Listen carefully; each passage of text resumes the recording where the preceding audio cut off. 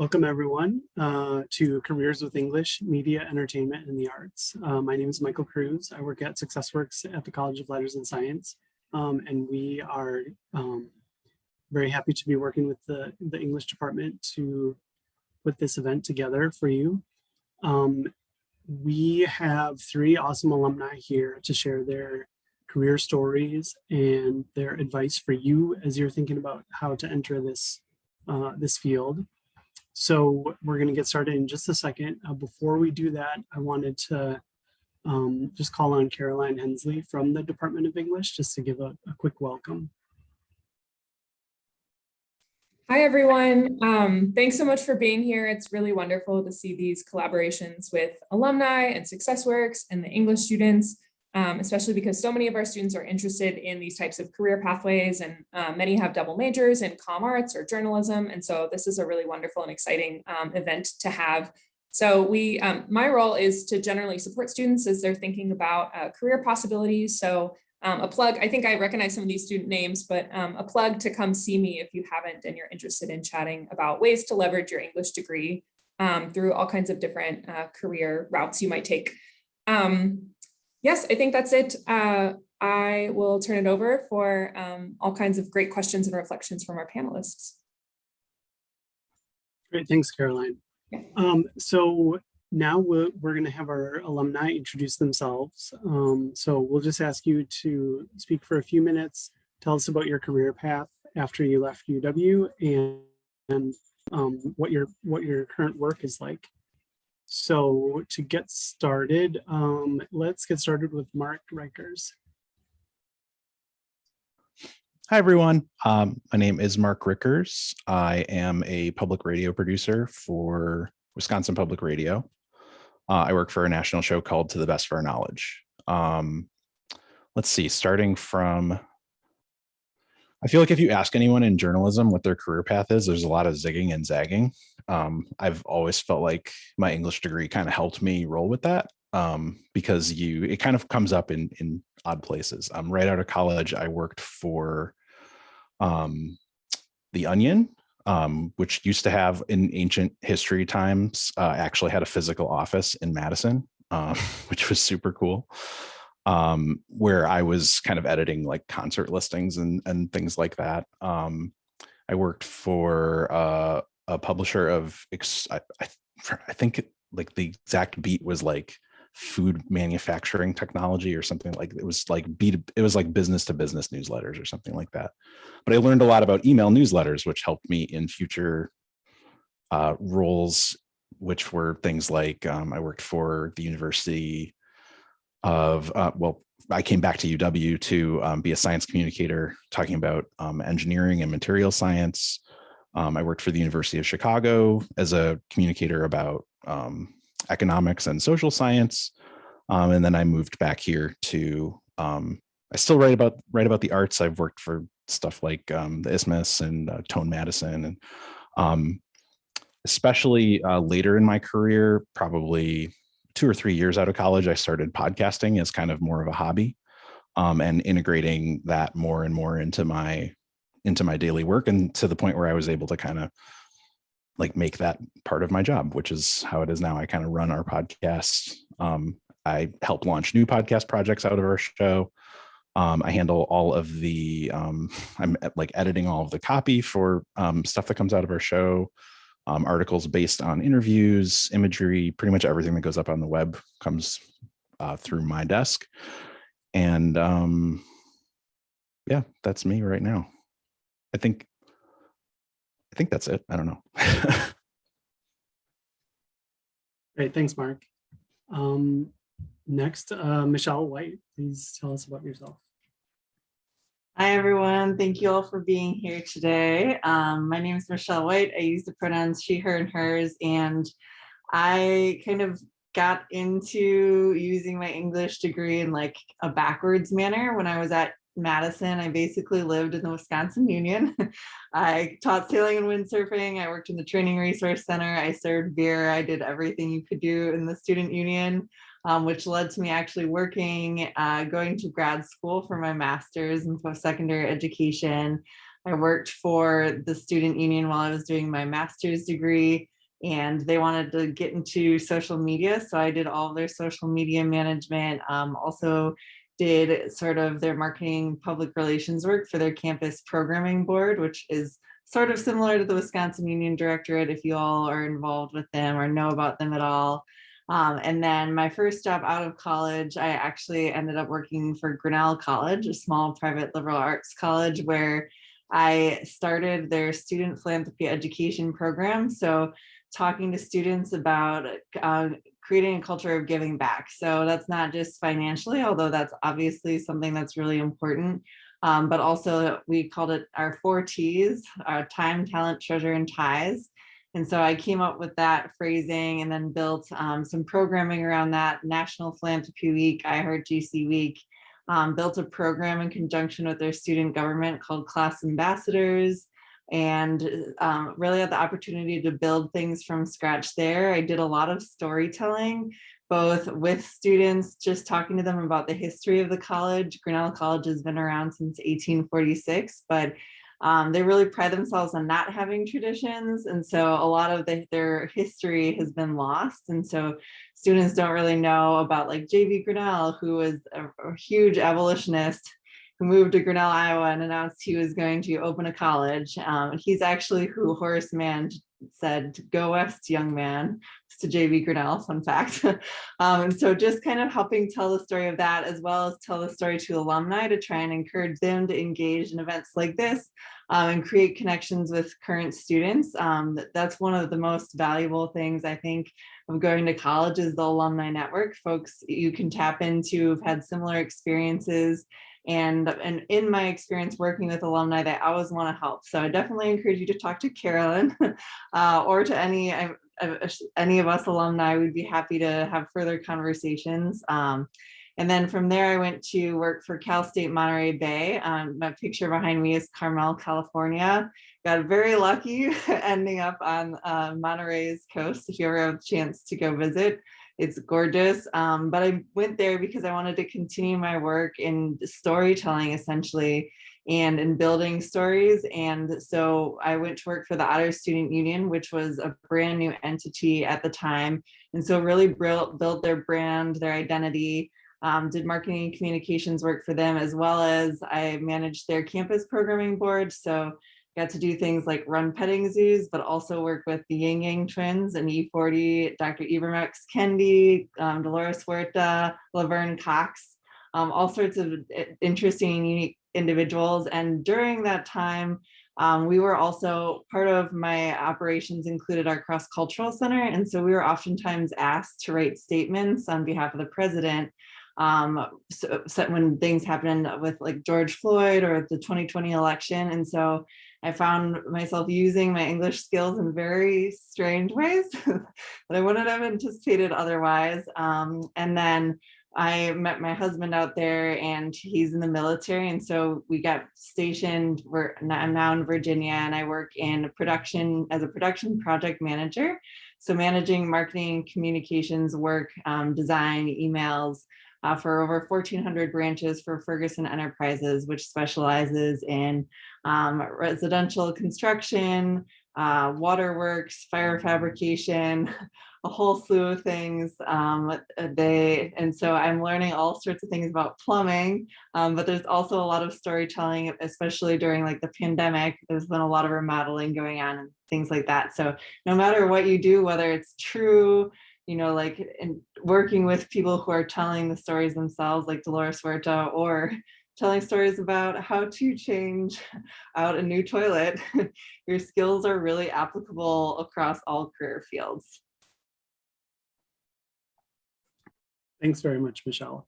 And last but not least, Jessica Lazuski. I hope I pronounced that right, sorry. Close, Lazuski. So it's That's nice to be here with everybody tonight. Similar to Mark, I had a lot of zigging and zagging to kind of start out. And when I first came to campus, I really found a home in the English department. I did the creative writing track, really preparing to pursue a path in the School of Education. Ultimately, I thought I wanted to be an English teacher, and had a lot of great experiences preparing for that. And when it came to writing my essay for why I wanted to be a teacher, that was the hardest part for me. And I just remember walking back to my apartment on Mifflin and agonizing over that part of it for like 2 weeks. And finally, like the day before the deadline, I sat down and made a pro-con list and kind of decided all of these experiences that I really loved while preparing for that, kind of took me instead into the world of journalism. So I walked into the Daily Cardinal office the next day and said, I think I want to also pursue this journalism major. I was so close to finishing the English major that I went ahead and did that. And I said, but before, I extend my college career by another year, I wanted to make sure that I really wanted to do that. And they put me out on a story. It was not very exciting, but I absolutely loved it. And kind of the rest is history, if you will. So during my time left on campus, I had different internships with Wisconsin Public Radio, also the work at the Daily Cardinal, and I had an internship here at NBC 15 here in Madison. And that was really, I think, between that and my work with Michael Feldman's What Do You Know, between these two experiences is really where I decided to pursue a broadcast degree. And so throughout my career over the last 20 years, I've worked in different markets across the state, and initially was on air and then moved behind the scenes into producing and eventually a management track. So now I'm the news director here. I've been back in Madison for about 4 years at the NBC affiliate. And I think as our industry has evolved, and as I look now to hire the best candidates, I think having that foundation, being good writers and good communicators obviously is number one, but I think you really have to love writing. That for me, that has separated other candidates from the pack, so to speak. So it's nice to be here tonight and talk a little bit about my path. Thanks for those introductions. You all have had such rich career experiences across a number of fields, and it sounds like you've gone through job transitions and different locations that you've lived in, and so I think there's a lot to mine here. I think I'd like to start just by hearing what your daily life consists of with your current jobs, or maybe with past jobs that you want to talk about, and maybe whether those conditions have been changed or altered during the pandemic, if you think they'll stay the same, or if you see your job shifting in certain ways, given what we've all gone through in the last year. You can move in any order, or Yeah, who's starting? Should I go? I can go. Let's see, my day to day. It has been a little more lonely. One of the reasons it was an interesting transition to radio for me was that it's a much more collaborative format. I'd been in like print and digital journalism for a long time, and I spent a lot of time like agonizing over a draft and then sending it off to an editor. So it's been a little bit more going back, and like one thing I've been thinking about a lot since the pandemic is kind of communicating feedback to others and asking for feedback in a constructive way. I think one thing you definitely learn as a writer is that you're really only as smart as the kind of feedback you get on your drafts. That goes a long way in bringing out your best work. And trying to give that to other people at a time where, I used to be providing it over people's shoulders and things like that. And you have to be a little bit more deliberate about it in a digital space. So there's a lot of like checking in on people at different points in the week, different points in the day.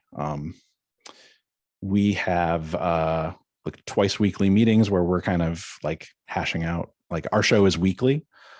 So we put out, I guess it's technically a 2-hour show, but it's 1 new hour on the radio nationwide every Saturday. And usually that's like some combination of like shows that we've been working on for a while. Sometimes we use repeat content. And we're kind of,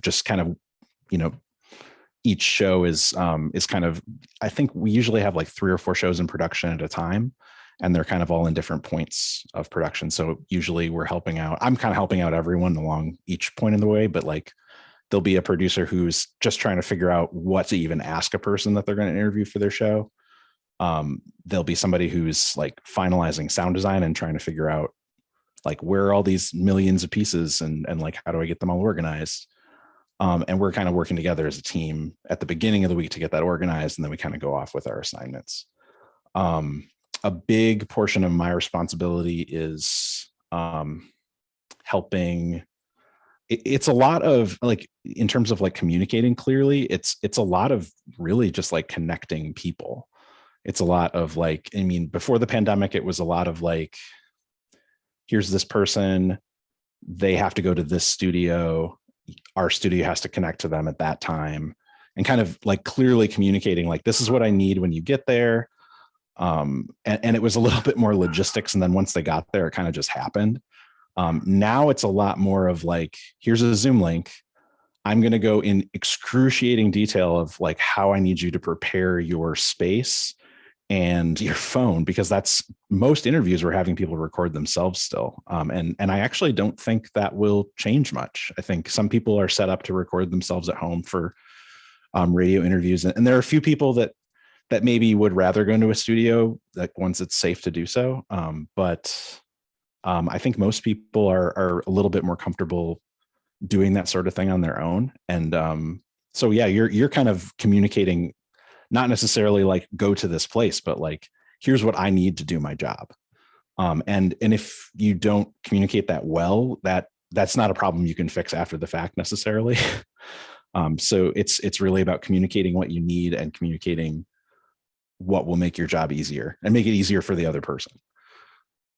But yeah, that's the bulk of my week, is recording people's interviews. And then as we get toward the end of the week, it's a little bit more fun. It's me kind of putting imagery together, working on writing text to describe everything and getting everything up on the web, and then getting everything loaded into different platforms, podcasting platforms, social media, and kind of thinking about different ways to kind of, the same interview can reach someone 50 different ways, and thinking about all the different ways that it might hit them. Somebody might hear 30 seconds of an interview on Instagram.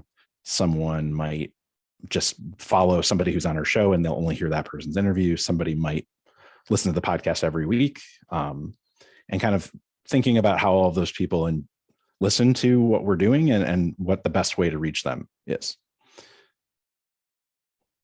So that's the week.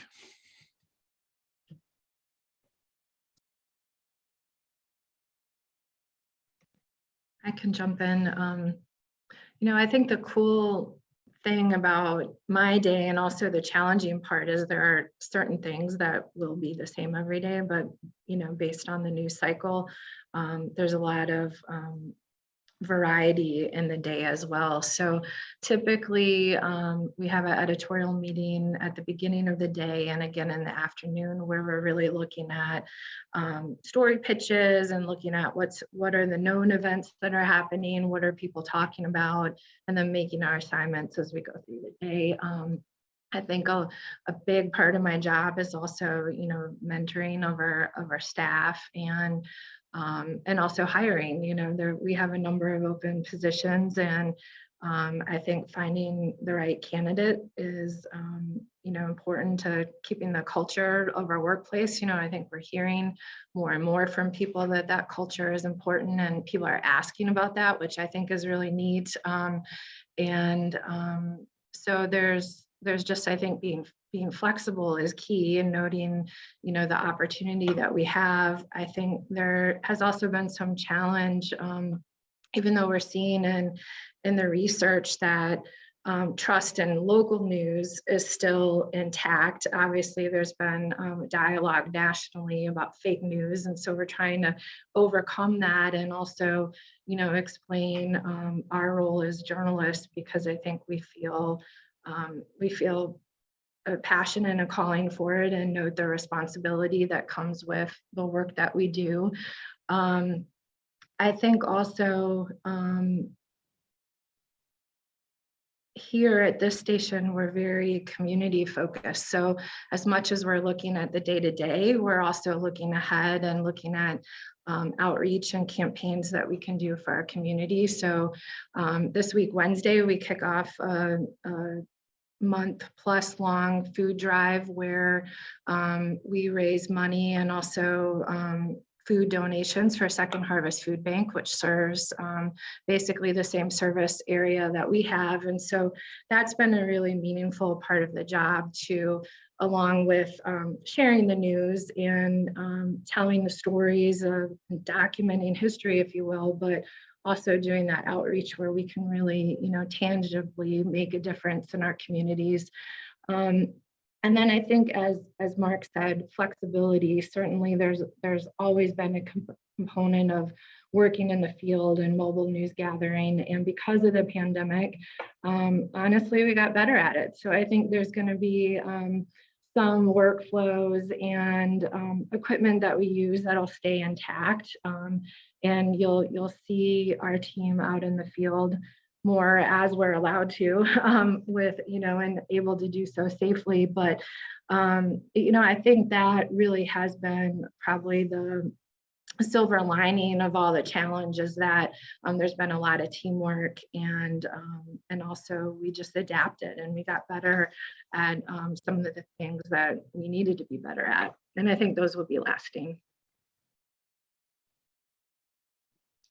From my end, I would, in my current role, so I've been in my current role for like 2 months. So I would say we're all remote, and there are some interesting challenges with transitioning to a job as a remote person first, and learning to make networks and connections with your coworkers, because most of those folks have worked with each other in person, so they know each other's families, they know what each other likes to do. And so that's something that I had to I try to, anytime I start a new position, to kind of meet people. I think that's a really important thing to do, like just go up and introduce yourself to people. I would consider myself an introvert. I would rather be reading a book by myself, but just saying hello, or even if you're passing by people, smiling and waving, like I've found to be really helpful in my professional career. And so doing that virtually, one of the ways I tried to do that was just ask for folks I asked my supervisor if they would be willing to do some introductions to some people. And then I asked those people who I was talking to, like, oh, who else do you know on the team that might be good for me to meet with? And then that's been a really good way to kind of like organically get to know some people. I've also found that in the remote environment, there are people transition that don't necessarily like Zoom or Teams or texting or chatting, right? Like their style is very much, they would like to talk to someone in person, or they'd like to do a phone call. And so I start off generally all my conversations like asking people, how do you want me to communicate with you, right? We have like in software, a project management system I use on a day-to-day basis. Some people only want to use that. They're like, why are you messaging me in Teams or, sending an email? So I think learning people's communication style is really important to making that remote work successful. And then my role prior, I was managing a facility as part of my work. And so that was in California, and navigating the rules that were changing literally like on a daily basis about who could come in, what were the mask requirements, how are we maintaining things to the level of cleanliness that was anticipated. I learned a lot about MERV filters and HVAC systems that I did not know before that. But I think ultimately, like what Mark was saying, was like really listening to people and checking in. Like, communication, it's easy to say a lot of things, but the listening is really important. And then also whenever you're doing communication that's documented, just rereading it, checking to make sure that it makes sense, and also brevity. What I found, virtually folks don't necessarily have the time. I would love to write like a 3,000 word essay. I was the person who would like make the periods smaller so I could fit more words into my English essays.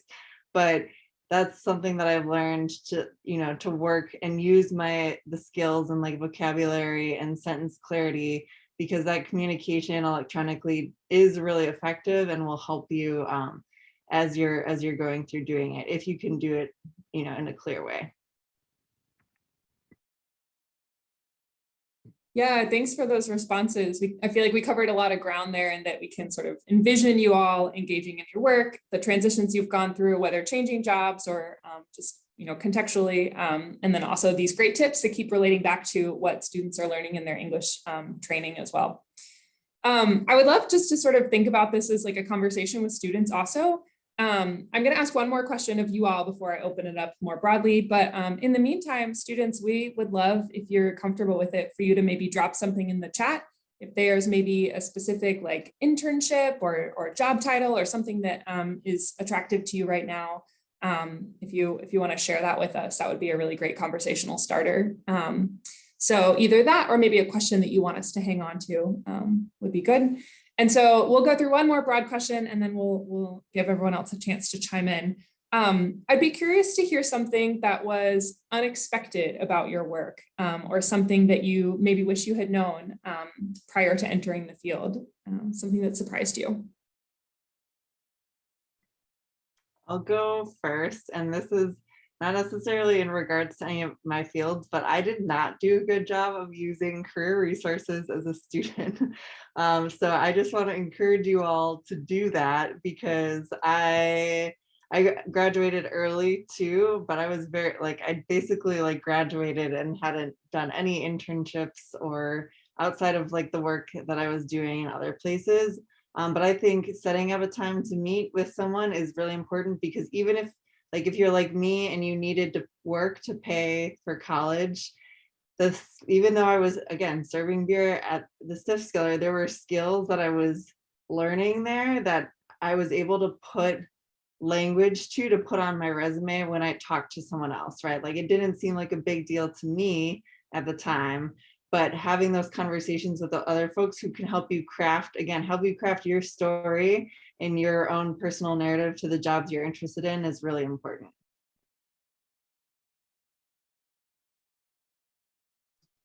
I'll just echo that as well. It was interesting because when I was working for the College of Engineering, a lot of I was writing stories for alumni publications, kind of explaining like research happening at the college, but also student experiences. And I interviewed a lot of students who were like taking advantage of those resources and like thinking about how to apply what they were learning to something they wanted to be doing after school. And I was like, man, I really wish I'd been doing more of this when I was in school. So yeah, I mean, and the other thing I would also say is we have a huge research university at your disposal. There's so many things to be curious about on this campus. And you'd be surprised, like just knowing a little bit can go a long way sometimes. So like, going to those like science outreach events or like things that maybe feel like you're curious about, but aren't necessarily like a direct line to what you would maybe think you'd be doing as a job. You never know when, like, because like a big part of, especially the way that I think I've used my English degree has been explaining complicated things. Like metaphor is a critical tool to helping, especially when you're working with people who don't necessarily know how to describe what they're doing. Like one thing that always blew me away is like some of the most amazing, brilliant scientists they just think what they're doing is super boring, because every day they go in and they're like, yeah, I'm in a lab and like, we're going to like shrink the size of a cell phone by like 75%, but because they're not thinking about it in the big picture.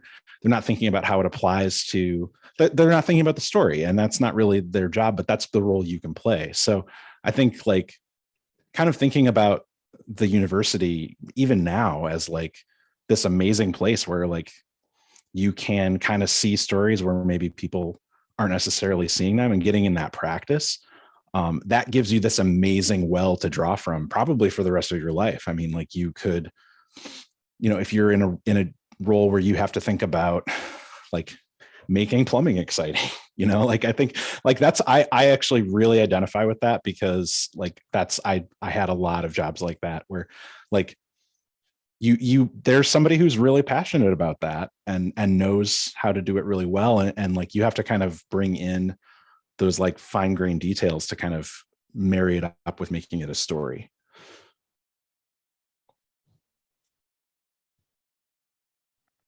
I would echo that. I think I wanted to stay as far away from, the math department as possible, but as throughout my career, so certainly is very creative, right? And having that English degree fits right in with that. But I think surprisingly, this business can be very complex. So how do you very simply, write and explain that to the larger public?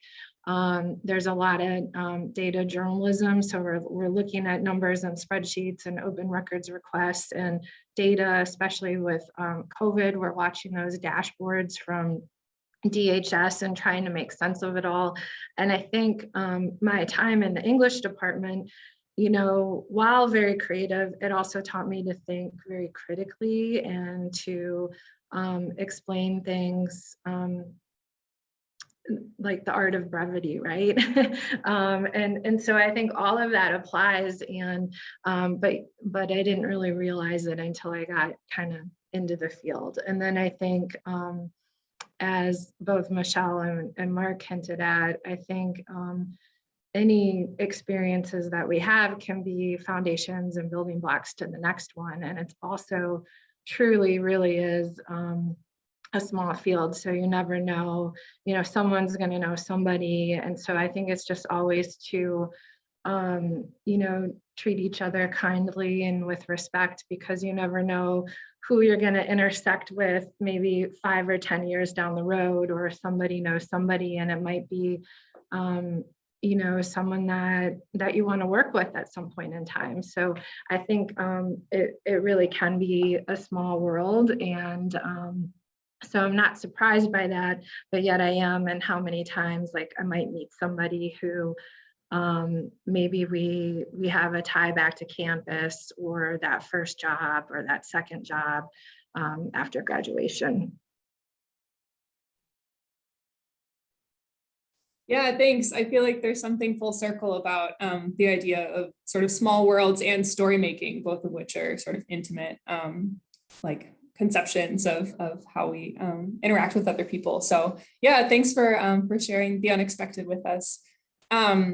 So I could keep going. I have tons of questions for you all, and you've done such interesting work. But I would love to hear from students who are potentially curious about any particular positions. You could ask a question for the whole panel. You could ask a question for just one person. But this is for you all. What would be useful for you to hear? You could, if you want to drop something in the chat too, I can verbalize your question, or you can feel free to mic up.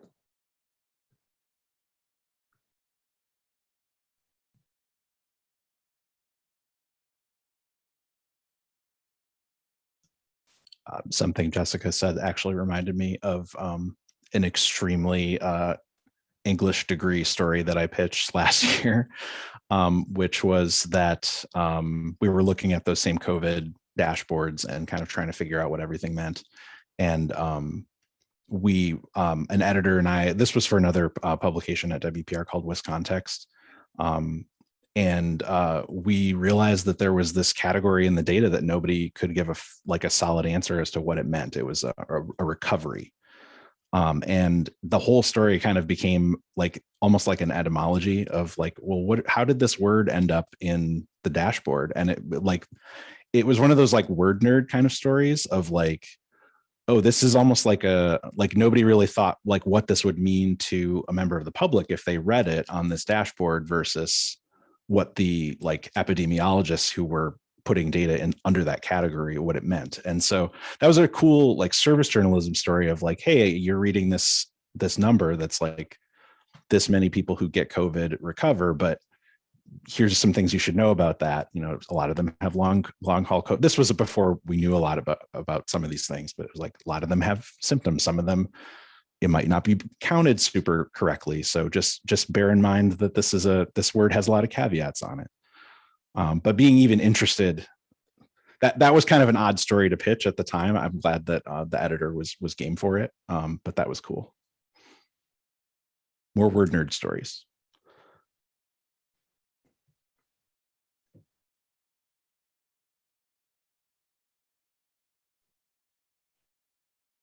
Okay, well, while you all keep brainstorming, I have a question. I'd be curious to know if there were any really memorable assignments or classes or something from your English degree that was really formative for you as an activity or a request or a relationship, whatever it might be.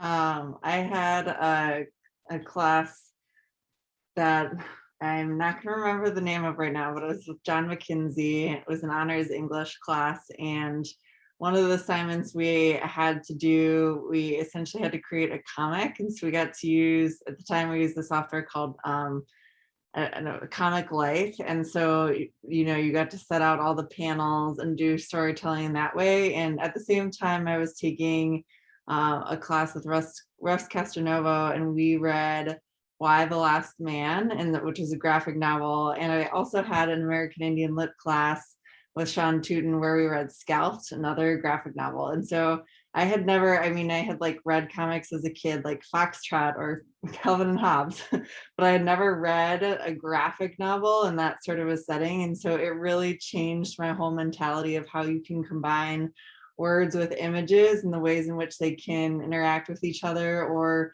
also create sort of interesting narrative things like unreliable narrators, like are you seeing what you should be seeing, all sorts of things. And it was super fun to play with, and I wish that I had spent more time doing it, and like had more opportunities to like talk to more graphic designers or artists, because I think that could have been something that I like got really interested in and like did more research on. But it was like my last semester of college, so kind of ran out of time, but it was super fun.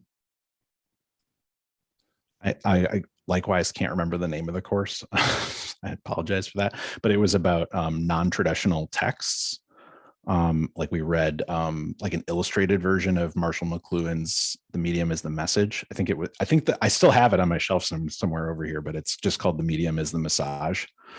And it was like, we looked at a bunch of like conceptual art, and the thing I really took away from that class is like, I had like it really blew my, like you can take the close reading that you do on novels and all kinds of literary texts and apply it to pretty much anything, and look for those same elements. And like, I think I've almost made a career out of that, because it's just like, let's do a close read of like the clothing design in Animal Crossing, or like all of these really like strange places. I mean, that idea of like taking an eye for detail and like bringing in the context around something and around a text, like anything can be a text, you know, I mean, like even doing like a close read of a tweet, or like this, I heard this today. It was somebody who had, they were basically doing, they went looking for the story behind Spooky Scary Skeletons, the song, which sounds like such a silly idea for a story. It was such a nice, lovely interview. It turns out it was a father had written like a CD of Halloween songs for his kids, and somehow it got out there. And then sadly the father passed away, but like years later, this one song goes viral and becomes this part of like internet lore. But there's this whole story there that this person had the eye of like, well, you know, they found the person that had shared some piece of this. I think they spotted them on TikTok. It was just some random aside, but they took the time of like tracking them down, figuring out what their story was. And I thought that was cool. So yeah, sorry, that was kind of an aside, but yeah, like unusual texts, that was such a cool idea for a course. So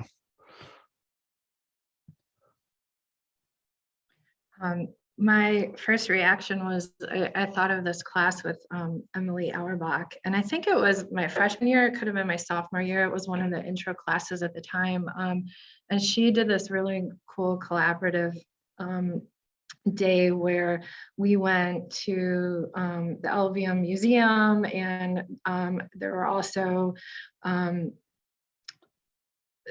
as much as we talked about some of the artwork from the time period of the pieces we were reading about, there are also musicians there playing from the same time period. And it just was this really neat kind of experience that I think, to have the ability to kind of transport you to a different time and place, right, is very powerful. And I think it just, I think about that when there, I hear a great song that I like, and you talk about those origins and just kind of how the world just meshes together. And again, documents time or a moment, or is a total, creative endeavor from your imagination. It's just a really cool thing. Yeah, that's really great. I always love field trip components to classes. I saw that we had a question from one of our students in the chat who is curious, are your careers mostly focused on more individual work or more group work? Maybe there's a balance of the two. And then additionally, what's the environment like at your job? Is it more formal or informal?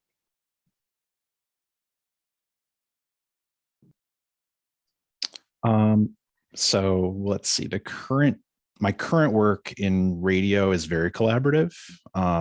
There's not, there are definitely elements that we end up doing on our own, but I find everything is stronger when you have people you can kind of share with, especially like preparing for interviews and kind of developing questions for a person, like having someone else weigh in on like what they would be curious to hear from a person. I think that can really, really help when you're preparing for an interview. It's also a pretty informal environment, especially informal now that we're all working from home. But we had a big whiteboard in the office. It's a lot of kind of chiming in on each other and like, hey, do you want to come listen to this? So that part of it was always really fun. When I was in more public facing roles, like public information officer, things like that was a lot more formal. That was basically like when you are connecting with the public and like on behalf of an institution, that tends to be a little bit more formal. I still think it's fun. It's really fun. You just kind of are inhabiting a role, and so it's a different kind of switch. I guess it kind of depends. Like, I feel like I get to be a little bit more of myself day to day. But sometimes it's fun to be someone else, like be confident PR guy. So yeah, I'm interested to hear from everyone else too.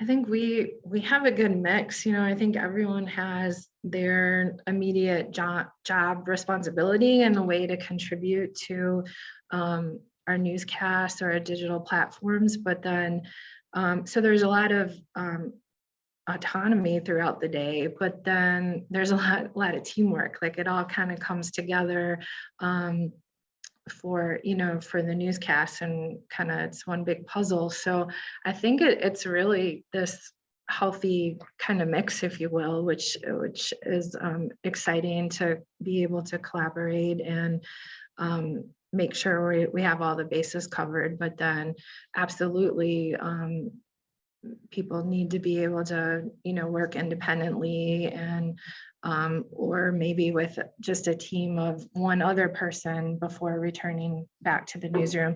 We still have a lot of, fortunately, we work in a big building, so we've been able to kind of spread out and be able to sit safely, socially distanced. And then we do still have a number of people who will rotate and work remotely, or do work remotely. So there's just kind of this mix and this energy that comes with that I think is, again, it's something I think we'll probably continue with, whether COVID is as big of a player as it is now or not. In my work, my current work as a project manager, I'm overseeing basically everyone doing the work, but I am not their boss. So it's a lot of independent work for me in terms of like keeping track. I usually have like 50 to 70 projects at a time that I'm in various stages of their progress, and I'm checking in with the folks and making sure that they're moving as they need to. But in that sense, it's very collaborative, right? Because I don't have the sort of power like, well, if you don't get it done, you know, ... But so I have to really like think strategically about how to encourage folks and motivate them to become engaged, and to be invested in the success of the project. I mean, most of the folks I've worked with so far are great, but every once in a while, you know, there'll be someone who doesn't respond to emails or anything. And so you just have to kind of like work your way, just talk to them, get them engaged. And in my work, when I was working for a university, I had my own tasks, but there was also a lot of committee work. And so we would have groups of people that would work together on like a larger project. And that was an interesting situation because it's not only managing different people from different departments, but also folks who are working at different levels of the organization, right? So there were students on our committees, but we also had like the vice president. And so trying to get a match of schedules as well as ensuring everyone's voices were heard could be a little bit challenging to balance. And in both those in both areas, I've had both informal and formal work. Obviously, working from home, you can pretty much wear whatever except for when you're on camera.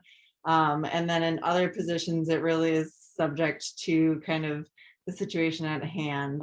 Like Mark and Jessica had said too, you got to kind of learn how to navigate that, take cues from other folks. I personally not very good at the whole dressing up thing. And so it was really helpful for me to like ask other people for advice or thoughts or like, hey, like, how would you dress for this occasion, right? Because I didn't really come from like a background of like suits and stuff like that. So I needed a lot of assistance, and was able to find it from other people. Yeah, that's great practical advice. Mike, did you want to ask? Mike had a question that was spurred a little earlier. Sure. I can ask. Yeah. So Mark mentioned earlier, you were talking about tweets and TikToks and stuff. And it just occurred to me to ask, like, how has the like internet and internet technology like changed your work in media and the way that you tell stories over the course of your career? And also, like, maybe where do you see that going, like looking forward for students who might be working in this field in 5 or 10 years? Like what can they do, or what should they be looking for now? Let's see. It's a kind of a confusing time to be working in social media. I think so to answer your question about how it's changed, it's always, especially platforms like Twitter have always like been writers' platforms. I think the shift to more video-based platforms kind of demanded like that you had skills that could kind of pivot over. TikTok is like probably the most creation-focused social media platform I've ever seen. There's really no way to participate without creating the way that they want you to on their app. Where like going back to kind of when I first started, it was kind of like, you know, first you were sharing what you were working on, then kind of working more to adapt to be native to the platform. So like, how can you tell a story? I think like one of the best examples in the last decade is like reporters in the field learning to, and carefully, and I think this does take some practice to do this, right? But to kind of do live reporting from an event out in the field, because you're kind of making a lot of grammatical and ethical choices all in like rapid real time. And that's something that it takes some practice. Like it takes, I think like the stakes can be really high. And I think that's the thing that's also happened is like, it used to be that like I would live tweet an event and the stakes felt relatively low.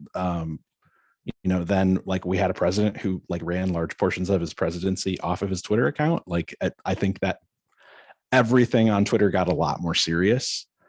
So in terms of like looking to the future, I would always think about what you're kind of like what you're creating. Like don't get too attached to the platform. The platforms are always going to be changing. And you don't want to be chasing the platform or chasing the algorithm. You want to think about, well, given the tools that I have here, like what kinds of stories can I tell? What kinds of things can I do? But then the other thing I would definitely strongly encourage is thinking about these places as sources of your stories rather than an endpoint.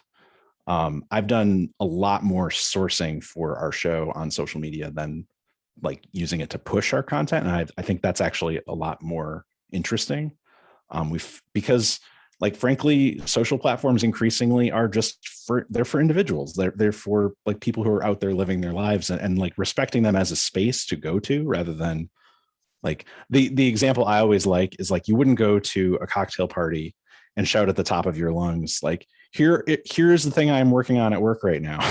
Like you would go, you would mingle, you would meet people, you'd kind of find out what's going on. And I think that that's a really good way to think about any social network that emerges or that's around right now.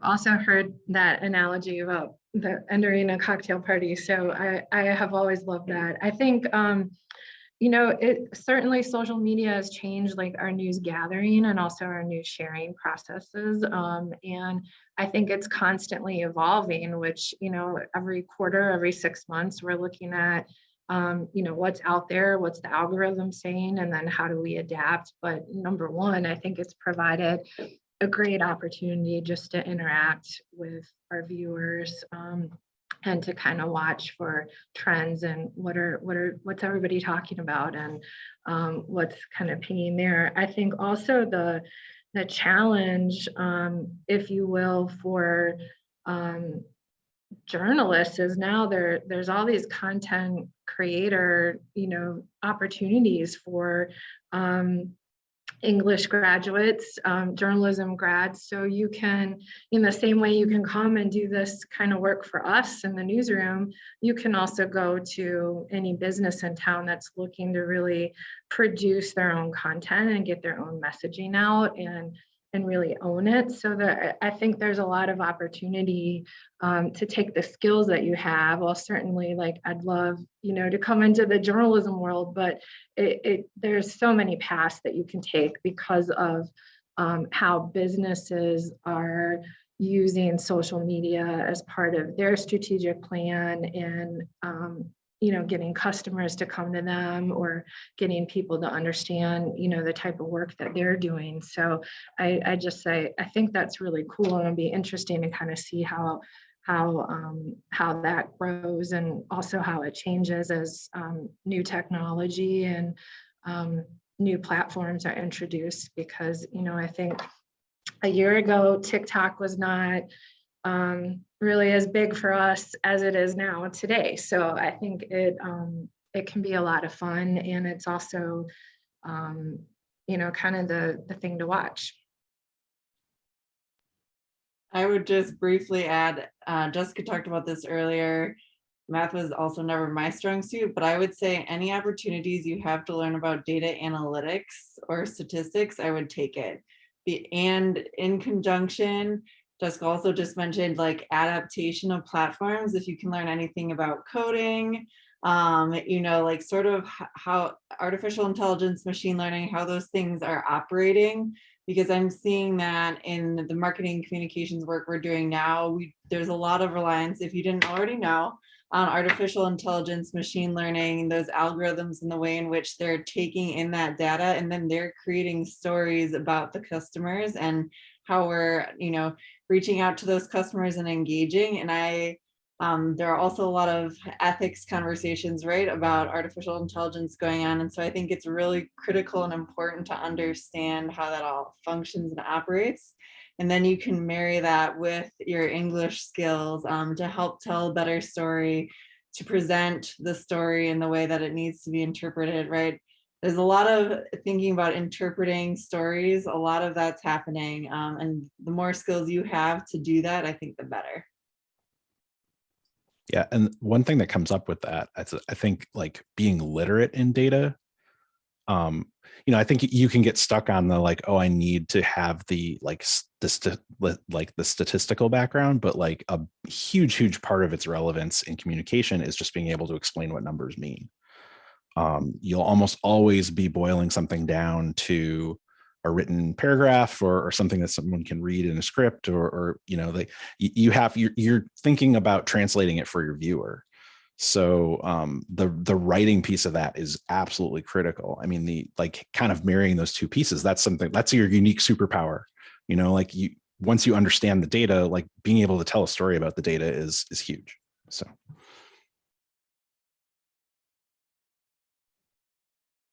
Yeah, that's such great advice.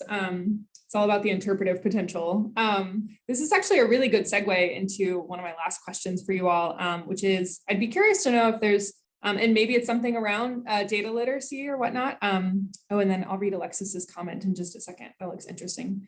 Oh, and Dalen has a question too. Okay, I'll keep mine short then. What's maybe one resource, whether it's sort of a technical skill you gained, like a style manual you would recommend, a guidebook, or what's one thing that you think is a really useful, tangible resource for learning about your field or learning a skill that has been useful in your field?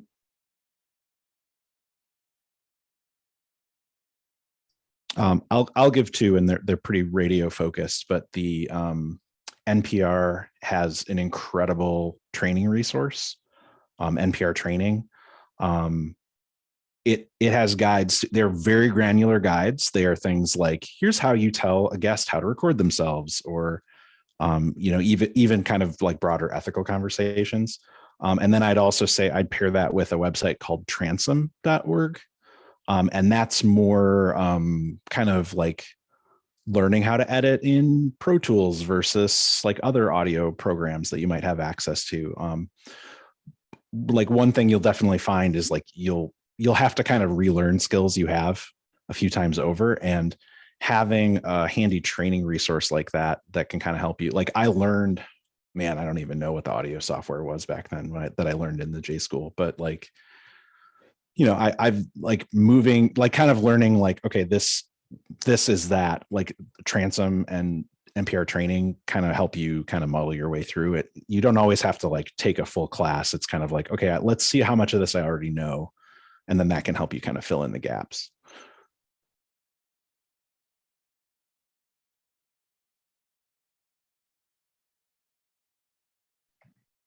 I can jump in.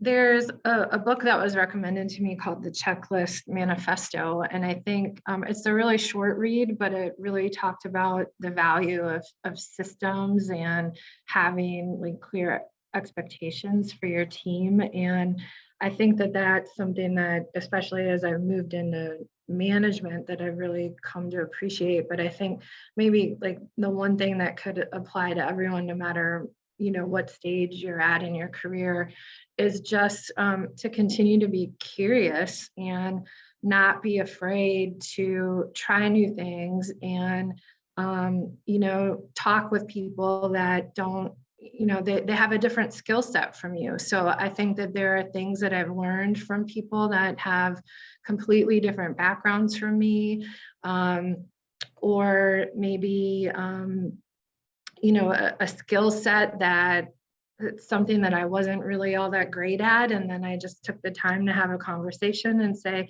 hey, can you show me how to do this? And so I think just remembering that that's okay to use like the colleagues around you as resources, or if that doesn't feel like a good option, to not be afraid to get outside of your bubble and even cold call somebody maybe whose work you admire, and see if they would be able to spend a few minutes with you, because I think that that's part of how we keep growing is to reflect on our work and to make those connections. And I think in some of those points for me, especially when I've reached outside of, my immediate bubble, have just those moments and conversations have been so valuable and oftentimes allowed me to pivot maybe into a different direction or to gain a skill that ended up being very valuable and then down the road helped set me apart in whatever, current organization I was working for at the time.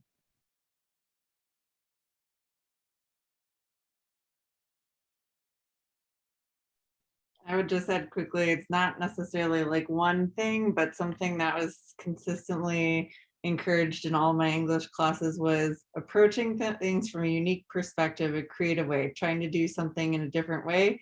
And which helped, I think, with like not being afraid of failing. Too oftentimes I've seen students I worked with in the past or other folks be afraid of failure. And so they won't try something even if they think it's a good idea. And what I've learned is everyone, will fail. We all fail at things, right?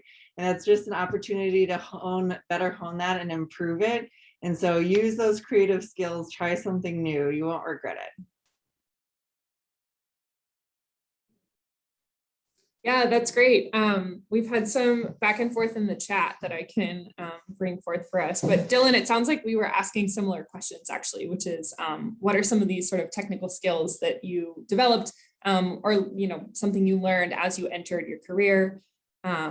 Is there anything you wish you had known before entering your jobs? It sounds like one of the great takeaways from the way we sort of addressed this was like, don't be afraid to continue asking for support in your role in the ways, rely on your colleagues when that comes up and when you need something. People are certainly understanding when you have to admit that you don't know something. And then let me see if I can summarize what is going back and forth here. Alexis, it sounds like you have a really cool combination of interests actually in AI and machine learning, data science, geography. So there's a question about, let's see, sustainability. I don't know if either of y'all, Alexis or Michelle, want to verbalize what you're interested in or what resources you might recommend, Michelle, but it looks like you're suggesting lots of corporations nowadays are thinking about sustainability as well and how we communicate those values. I would just to kind of specify a little bit more, when I was job searching this most recent time, one of my friends, and this is actually how I ended up getting my job, just recommended reaching out to folks at companies that you might like to work at who had positions you'd be interested in, and just saying like, hey, like, I would love to learn more about your work. I think it's really cool that you do, and specify something that they're specifically doing, and just ask for a brief, some of their time to talk. And just learning, that's a great way to, again, network people. You don't really have much to lose. You can do LinkedIn premium trial for 1 month for free and use those in-mail credits. But I also think that, a lot of people I know different corporations don't know necessarily where to start with sustainability initiatives. So if you start reaching out to them for like internships or things like that, I think that they'd be more than happy to get you on board for that. And then the venture capitalist thing, startups, I was looking for new people, and the 6% is like quite a lot. It's actually billions of dollars, but in terms of the venture capitalism funding, it's like only 6%, but venture capitalism, a lot of money. So yeah. Thank you for that information and advice. I really appreciate it. Yeah. While we're on the subject, maybe I'm wondering if anyone has other tips or resources you might recommend for folks who are specifically interested in sort of social sciences or science and tech writing. I don't know if there's anything you know about on campus or in the area, or sort of, a broad platform that is a good space for someone with those interests that could be useful. I have a big list of resources, so now I'm perusing. You can also share with us later. I'll distribute if you want to comb through it first. Okay.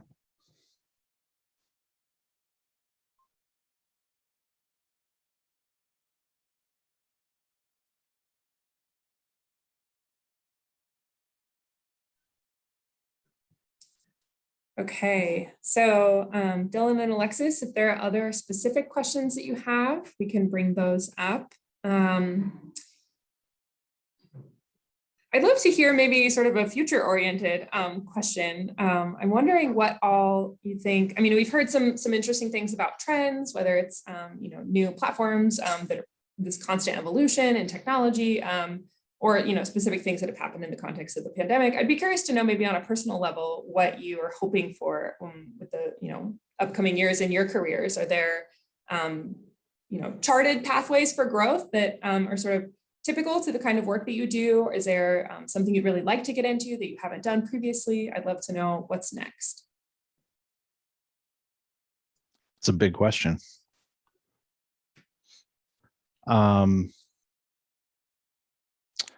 I'm really fascinated by like I'm working on a general interest show. We're moving from topics week to week to week.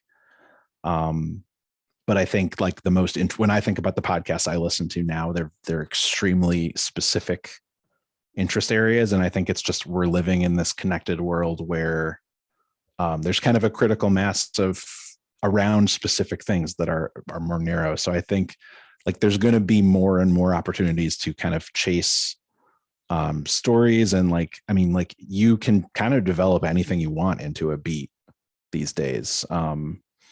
So if there's some aspect of I've always been fascinated by internet subculture and subcommunities, and never thought that would be a broad enough subject that would be like something I'm an expert on. And like, I could see doing a whole show about that. I mean, there are multiple shows about that, and we could probably get even narrower at this point. So having narrower and narrower, not too narrow, because I want to stay curious, but like being able to go deeper, I guess is my point. I think that it's cool how deep people are willing to go now.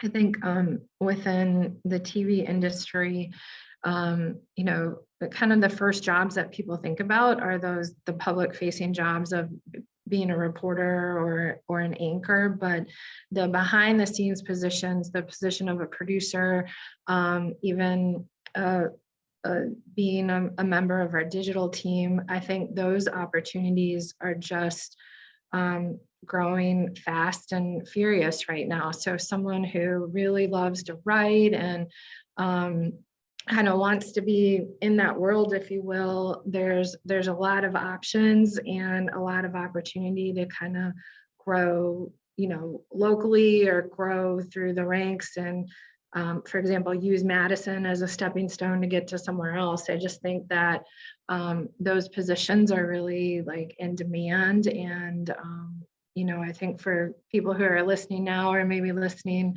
to a recording later, like I think those are opportunities to potentially look into.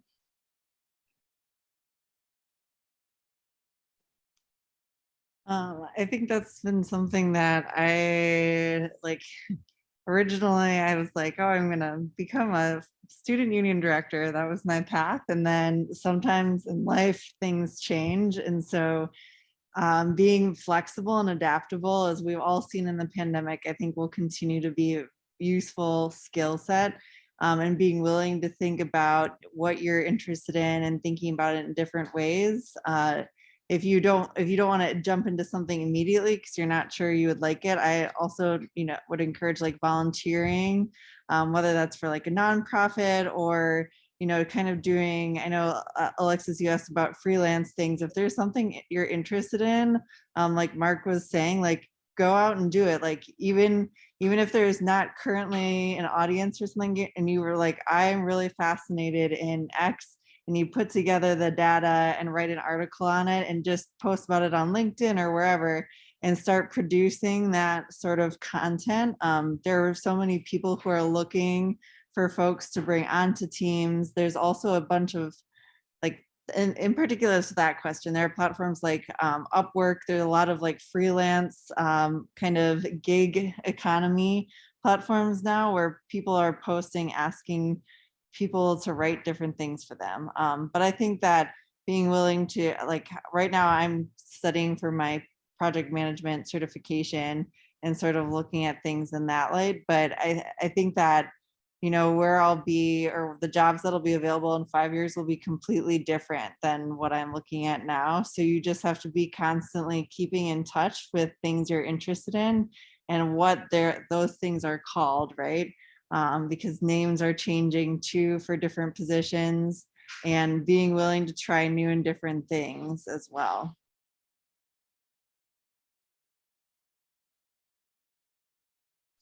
And on the freelance tip, I actually did that for a while. This is super practical advice, but like think about how you want to get paid and how you want to keep track of like the businessy part of that, because and I don't want to speak for all English majors, but like that's the kind of stuff I kind of like to compartmentalize and then maybe not think about all the time. And so having that kind of ready on the shelf, there's some great platforms for billing and like invoicing and things. I could add that to resource doc and forward that after, because that's honestly, it's been a while since I freelanced. Radio actually has a wonderful kind of freelance system where like you can go record the other half of a conversation, which it's called tape syncing. Basically, like you would go to someone else's space and record their half of the conversation, and I would pay you to do that and then record myself from my end, and then I'd marry the two recordings together. That is one of those jobs that was completely shut down by the pandemic because we did not want to send strangers into people's homes. And it's a bit of a thorny ethical conversation about if we should be resuming that. But it will come back. I think that'll actually be a huge business. So like knowing how to record people for interviews like that, that's like a good side freelance thing. The other, and this is a mental health bit of advice, be really careful about how much part-time freelance stuff you take on. Like I, because it's very difficult to make a living doing that. You can, and you can definitely get to that point. But don't feel like you need to like be working 80-hour weeks just to make that work. Yeah, I mean, like I had to stop, to be totally honest. Like I had full-time communications positions, and they were different from what I had kind of envisioned for myself for a career. And so I was trying to do like, you know, arts coverage and stuff at night, and my day job during the day. And I think if I could reflect on that time in my career again, I would be more, I would probably talk about that. I kind of treated it more like moonlighting when I was, you know, like my bosses didn't know I was doing it. I think I would communicate like, hey, this is something I'm interested in that I'm doing, and like try to make, well, one, maybe you can make space to do that kind of work within your core position. But also just asking for the space to do those things so you aren't like killing yourself trying to do everything. I hope that's helpful. I don't know. I mean, it's a tricky balance. It's something I still struggle with. But I think the best you can do is kind of communicate what you need.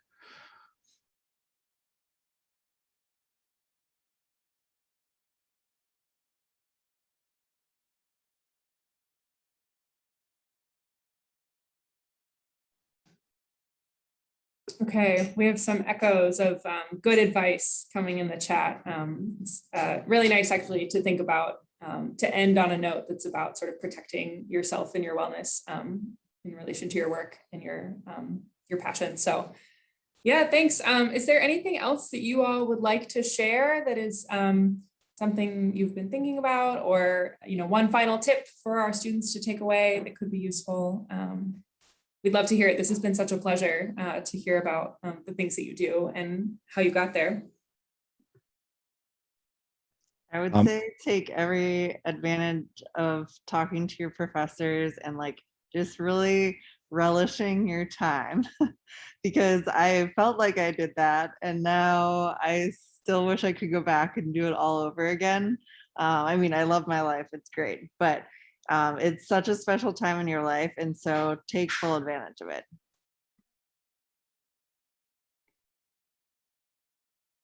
I similarly, like one of the things I find most exciting about right now in media is that the technical barriers to entry have just gotten lower and lower and lower. And the conversation can be more about like what interesting and unique perspectives can you bring to the table. So I would use your time now to like really break out of the box you're in. That was something I wish I'd done more when I was in college, is like join clubs that are totally outside of your wheelhouse. Like try to interact with, go to events and talks that are not totally, they sound interesting, but you know nothing about. Then if you are inspired, you know, either follow that passion or just like make stuff. I mean, it sounds like really weird, like kind of odd advice, but I think that like you'd be surprised. I mean, I never thought I was going to land in audio, and the key to finding that was just being curious. And like I was listening to a lot of podcasts at the time, and I was like, how did these get put together? And that still took time to get to where I'm at now. And I had to learn from a lot of people who I'm like humbled by how much they know and I can learn from them. But that has to start with like that kind of rough, just curiosity. So I would definitely encourage you to chase that.